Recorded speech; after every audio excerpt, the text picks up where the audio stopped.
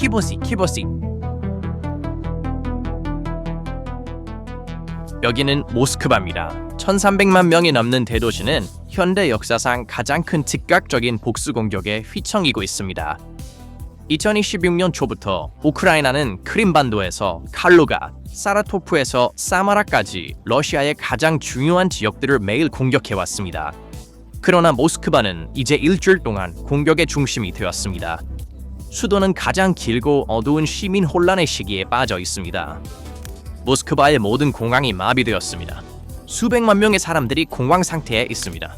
수십만 가구가 전기와 난방 없이 지내고 있습니다.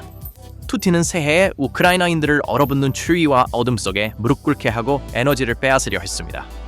거의 매일 우크라이나에서 생명이 위협받고 있었습니다. 키예프에서 오데사까지, 자포리자에서 하르키우까지 러시아는 대규모 파괴를 일으켰습니다.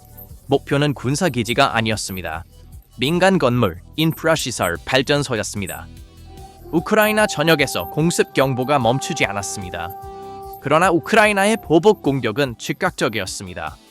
러시아가 발사한 미사일마다 우크라이나는 수천 대의 드론으로 모스크바에 대규모 공격을 가했습니다. 12월 30일부터 일주일 내내 모스크바 상공의 경보가 멈추지 않았습니다.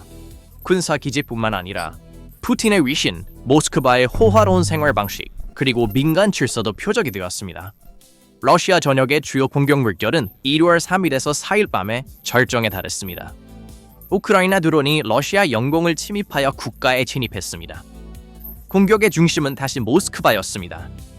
공격으로 인한 가장 큰 충격파는 교통에서 느껴졌습니다. 수도와 그 주변에 적색 경보가 발령되었습니다. 하늘에 나타난 무인 항공기 때로 인해 모스크바의 세계로 가는 관문인 도모데도보, 부누코보, 주콥스키 공항이 카페플랜이라는 비상 프로토콜을 발동하여 갑자기 폐쇄되었습니다. 모스크바뿐만 아니라 칼루가, 랴잔, 툴라에서도 공항이 폐쇄되었습니다. 모스크바에서만 200편의 항공편이 중단되었습니다. 내부 장면을 보세요. 이 이미지는 난민 캠프가 아니라 모스크바의 고급 터미널에서 찍힌 것입니다. 수천 명의 승객이 터미널에 발이 묶였습니다. 사람들이 벤치와 짐 위에서 잠을 자고 있습니다. 공항에서는 완전한 혼란과 공포가 지배하고 있습니다. 항공편이 대부분 취소되고 지연되며 티켓이 환불되고 있습니다.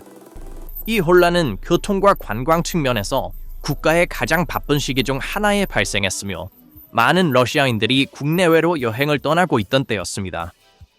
수십만 러시아인의 새해와 정교회 크리스마스 휴일 꿈이 좌절되었습니다. 수도 모스크바는 수십만 명의 사람들을 암흑 속으로 빠뜨린 공격과 위기의 충격에서 아직 회복되지 않았습니다. 12월 30일부터 모스크바는 심각한 드론 공격을 받았습니다. 우크라이나 뉴스 소식통에 따르면 그날 밤에만 약 300대의 무인 항공기가 러시아로 보내졌다고 합니다. 도모데도보 공항은 그날 이후로 폐쇄되었습니다. 모스크바, 포드모스코프스키 지역에서 약 10만 명이 전기가 끊겼습니다. 12월 30일에서 31일 밤에 모스크바 지역에서 광범위한 정전이 발생했습니다. 60만 명 이상의 가입자가 전기가 끊겼고 해당 지역에 드론 위협이 선언되었다고 보고되었습니다.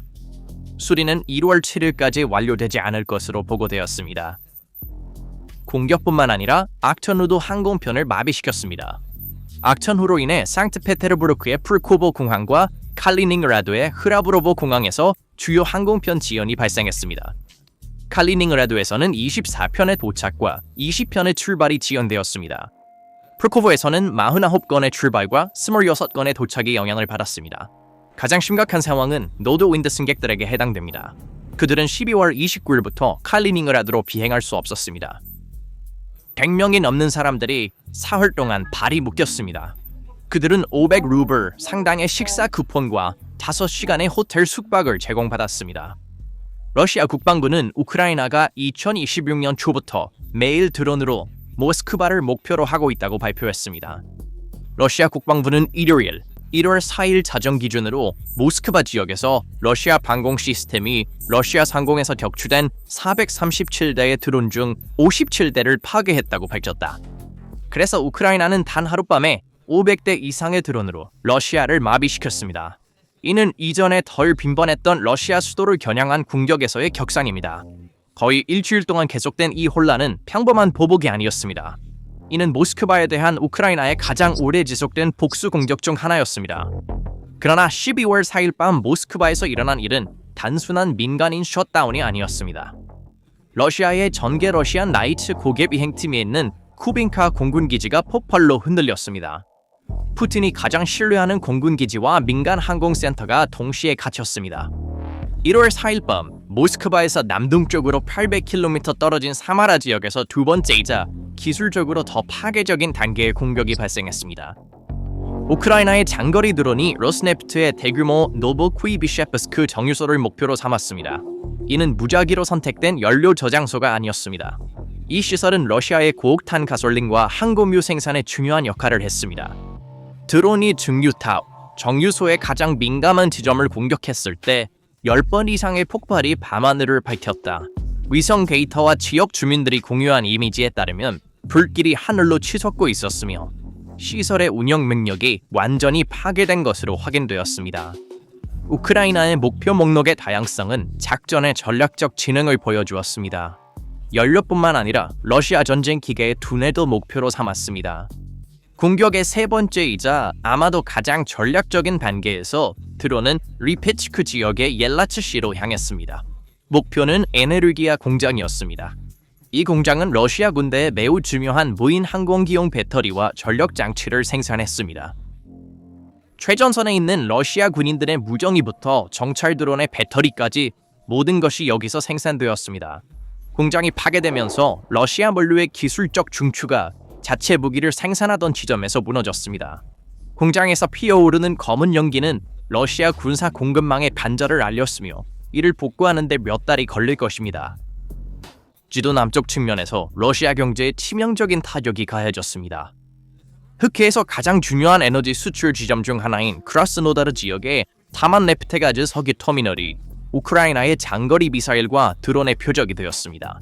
위성 사진은 터미널의 부두로 이어지는 파이프라인이 완전히 불타서 사용할 수 없게 되었음을 확인합니다. 이것은 단순한 화재가 아닙니다. 현재 러시아의 흑해를 통한 석유 수출이 중단되었습니다. 이 불의 고리는 우크라이나 국경에서 1200km 떨어진 타타르스탄까지 뻗어 있었습니다. 그들의 손이 닿지 않을 것이라던 알메티예프스크 마을의 석유 이송 창고가 타격을 받았을 때 전쟁의 지리적 경계는 러시아인들에게 무너졌습니다. 한편 화염은 칼루가 지역으로도 확산되었습니다. 이 지역의 모스크바 물류 관문으로 여겨지는 리우데노보 석유 저장소가 자정의 불길에 휩싸였습니다. 사마라의 정유소와 옐라츠의 배터리 공장처럼 이곳도 러시아 군대의 중요한 공급 허브였습니다. 에너지 라인이 끊어졌습니다. 연료 비축량이 폭발했습니다. 그리고 공격의 물결이 쿠르스크에 도달했을 때 그 영향은 민간 인프라로 확산되었습니다. 지리적으로는 작지만 호무토프카 발전소에 대한 공격은 엄청난 영향을 미쳤습니다. 115개의 마을이 암흑 속에 빠졌습니다. 지역의 물 펌프가 멈췄습니다. 통신망이 끊겼고 지역 당국은 완전히 무력해졌습니다. 이러한 공격이 만들어낸 상황을 요약하는데 군사 전문가의 필요는 없습니다. 에너지도 배터리도 물류도 없습니다. 러시아 전쟁 기계가 탄약과 병력을 전선으로 보내려 하는 동안 자국의 기반 시설 잔해 아래에서 질식하고 있습니다. 크라스노다르의 타만 네프테가즈 터미널의 폐쇄는 러시아의 위신 손실일 뿐만 아니라 현금 흐름의 직접적인 차단입니다. 한편 타타르스탄에서의 공격은 러시아 산업의 쇄빙선 효과를 가져왔습니다. 알메티예프스크와 같이 1200km 깊이의 중심지를 폭격한 것은 보험 회사들이 러시아 내륙의 공장에 대한 보험을 거부하거나 보험료를 천문학적으로 인상하게 만들었습니다. 투자자와 공장 관리자에게 러시아에는 더 이상 안전한 생산 기반이 없습니다. 여기에 옐라츠의 배터리 공장과 칼루가의 연료 저장소 손실을 더하면 도미노 효과가 전선까지 미칩니다. 연료 탱크가 루데노브에서 빈 채로 대기하는 동안 전선의 탱크는 움직이지 않습니다. 현대전쟁은 배터리와 에너지 저장 시스템에 기반을 두고 있습니다. 러시아 군인의 야간 투시경, 라디오, 레이저 거리 측정기, 그리고 가장 중요한 FPV 드론은 배터리로 작동합니다. 에네르기아 공장의 생산 라인이 중단되거나 손상되면 전선에서 에너지 부족이 발생할 것입니다. 이 물류 체인의 혼란은 몇 주 안에 러시아 군인들을 전장에서 눈과 귀를 잃게 만들 수 있습니다. 이것은 우크라이나의 비대칭 생산 마비 전략의 완벽한 예입니다. 전선의 군인을 목표로 삼는 대신 그가 싸울 수 있게 하는 차량을 제거합니다. 모스크바 공항 폐쇄의 경제적 비용은 수십억 루블로 측정됩니다. 도모데도보와 브누코보의 각 폐쇄는 항공사에 막대한 손실을 초래하고 연료 낭비와 화물 운송 지연을 의미합니다. 더 중요한 것은 이 상황이 안전한 무역항으로서의 러시아의 이미지를 파괴한다는 것입니다. 모스크바는 이제 외국 사업가, 외교관, 화물 회사들에게 위험 지역이 되었습니다. 게다가 이러한 공격으로 인해 발생한 방공 딜레마는 러시아 참모진을 불가능한 선택으로 몰아넣습니다. 푸틴은 제한된 방공 시스템을 어디에 배치할 것인가? 그가 모스크바와 정유소를 보호하기 위해 병력을 철수시키면 우크라이나 전선과 크림반도의 병력은 보호받지 못할 것입니다. 그가 병력을 전선에 유지하면 러시아의 산업 및 에너지 인프라는 오늘 밤처럼 우크라이나 드론에 의해 계속 공격받을 것입니다. 그리고 가장 교묘한 효과는 인플레이션과 부족에 대한 두려움입니다. 모든 정유소가 가동 중단될 때마다 수익이 손실됩니다. 러시아는 세계에서 두 번째로 큰 석유 수출국입니다. 러시아의 예산은 본질적으로 탄화수소 예산입니다. 석유와 가스 세금이 이 전쟁을 실제로 자금 지원하고 있습니다. 정유소가 손상되면 국내용 휘발유나 디젤 생산이 중단될 뿐만 아니라 가치 있는 수출 제품의 생산도 중단됩니다. 업계 추정에 따르면 공격으로 인해 러시아 전체 정제 능력의 10% 이상이 파괴되었습니다. 이는 수출 수익에서 수십억 달러의 손실로 이어집니다. 이 돈은 총알, 미사일, 군인 급여에 할당되었습니다. 이는 크렘린의 전쟁 계좌에서 직접적인 감소입니다. 두 번째로, 아마도 더 중요한 것은 내부적인 영향입니다. 러시아는 광대한 나라이고 우크라이나에서의 군사 주둔에 대한 물류는 끝이 없습니다. 디젤로 작동합니다. 전선 부대를 공급하는 트럭, 전투 중인 탱크, 지휘소에 전력을 공급하는 발전이 모두 연료를 갈망합니다. 정유소와 저장소를 공격함으로써 우크라이나는 러시아의 수출 지갑을 손상시키는 것뿐만 아니라 그들을 죽이려는 병사들에게 연료를 공급하는 라인을 목표로 하고 있습니다. 우리는 이미 일부 러시아 지역에서 연료 부족 보고를 보고 있으며 민간인들을 위한 휘발유 가격이 상승하고 있습니다. 이것은 크렘린의 가혹한 내부 선택을 만듭니다. 군대의 연료를 우선 공급하여 대중의 분노를 사고 다른 산업 부문을 마비시킬 위험을 감수할 것인지, 아니면 고통을 분산시켜 전쟁 의료를 늦출 위험을 감수할 것인지. 러시아 국민은 이제 전쟁의 대가를 텔레비전 화면이 아닌 주유소 라벨과 정전으로 배우고 있습니다. 크루스크에서 전기가 끊긴 115개의 정착지는 러시아 나머지 지역에 대한 무서운 예고편 역할을 합니다. 겨울 조건에서 발전소와 연료 저장소를 목표로 하는 것은 러시아 사회에 깊은 공포감을 조성하고 있습니다. 이 공포는 슈퍼마켓 선반이 비고 암시장이 부활하며 루블 가치가 하락하는 악순환을 촉발합니다. 이러한 폭발, 불타는 정유소, 폐쇄된 공항을 넘어 일어나는 일들은 훨씬 더 깊고 거의 존재론적인 균열을 가리킵니다. 블라디미르 푸틴이 25년 동안 러시아 국민과 맺어온 묵시적 사회 계약은 항상 간단한 방정식에 기반을 두고 있었습니다. 정치적 복종을 주면 안정과 안전을 약속하고 전쟁을 집에서 멀리 떨어뜨리겠다는 것이었습니다. 그러나 공격으로 인해 이 계약은 수백만 명의 눈앞에서 찢어졌습니다. 그날 밤 푸틴의 대북 서사는 무너졌다. 사람들은 국가가 시민을 보호하는 가장 기본적인 의무를 다하지 못했다는 것을 보았다. 적 드론이 수도 모스크바 상공을 날아다니며 크렘린의 무적 환상을 산산조각 냈습니다. 러시아 시민들에게 전쟁은 더 이상 텔레비전 속 특별 군사작전이 아니라 언제든지 창밖에서 폭발할 수 있는 현실입니다. 이 상황은 러시아 내에서 위험한 심리적 변화를 촉발하고 있는데 바로 학습된 무기력입니다. 쿠르스크에서 전기가 끊긴 채 남겨진 마을 주민들부터 모스크바 공항에 발이 묶인 엘리트들까지 모두가 같은 질문을 하고 있습니다. 군대가 수도와 전략적 시설을 보호할 수 없다면 누가 우리를 보호할 것인가? 이 불안감은 조용히 정권의 관여를 침식하는 산과 같습니다. 현지 텔레그램 채널은 국가 미디어 검열에도 불구하고 폭발 영상과 분노의 댓글로 넘쳐나고 있습니다. 이는 통제할 수 없는 정보의 흐름과 풀뿌리에서 일어나는 반란의 물결을 나타냅니다. 그러나 진정으로 파괴적인 타격은 거리 너머 크렘린의 금빛 홀과 호화로운 빌라에서 느껴지고 있습니다. 2025년 10월 현재 엘리트 패닉은 더 이상 이론이 아니라 구체적인 탈출 계획으로 변했습니다. 러시아의 에너지와 산업 거대 기업을 통제하는 과도 정치가들에게 이러한 공격은 물리적 시선의 손실뿐만 아니라 그들의 부와 면책의 종말을 의미합니다. 사마라의 정유소가 불타고 크라스노다르의 석유 터미널이 중단되면서 이러한 자산의 실제 소유자인 과도 정치인들에게는 쥐들이 배를 버리는 단계가 시작되었습니다. 정보 보고에 따르면 러시아 장군들과 경제 엘리트들이 두바이, 이스탄불, 도하와 같은 중심지로 비밀 자산 이전과 탈출 경로를 계획하고 있다고 합니다. 푸틴의 충성에 대한 대가로의 부의 약속은 우크라이나 드론이 공장 굴뚝을 공격할 때마다 점점 더 무의미해지고 있습니다. 전략적으로 우크라이나의 움직임은 전쟁의 비용 균형을 무너뜨렸습니다. 러시아는 몇천 달러짜리 합판 드론을 격추하기 위해 수백만 달러를 미사일에 쓰고 있습니다. 이것은 지속 불가능한 경제 전쟁입니다. 우크라이나는 러시아를 소모전으로 끌어들여 러시아가 자국 영토에서 자원을 소모하도록 강요하고 있습니다. 중요한 생산 시설을 겨냥하는 것은 러시아의 장기적인 전쟁 능력을 약화시킵니다. 전선에서 탱크를 타격하는 것은 전술적 승리이지만 그 탱크의 연료와 배터리를 생산하는 공장을 타격하는 것은 전략적 체크메이트입니다. 게다가 이러한 공격은 러시아의 연방 구조의 균열을 넓히고 있습니다.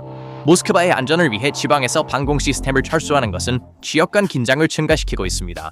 사마라나 타타르스탄의 주지사들은 중앙의 보호 부족에 대해 의문을 제기할 수 있습니다.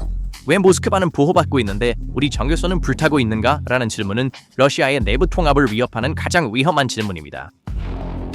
이러한 공격으로 우크라이나는 물리적 목표뿐만 아니라 러시아 연방을 결속시키는 정치적 접착제도 겨냥하고 있습니다. 이제 회의적인 질문이 들립니다.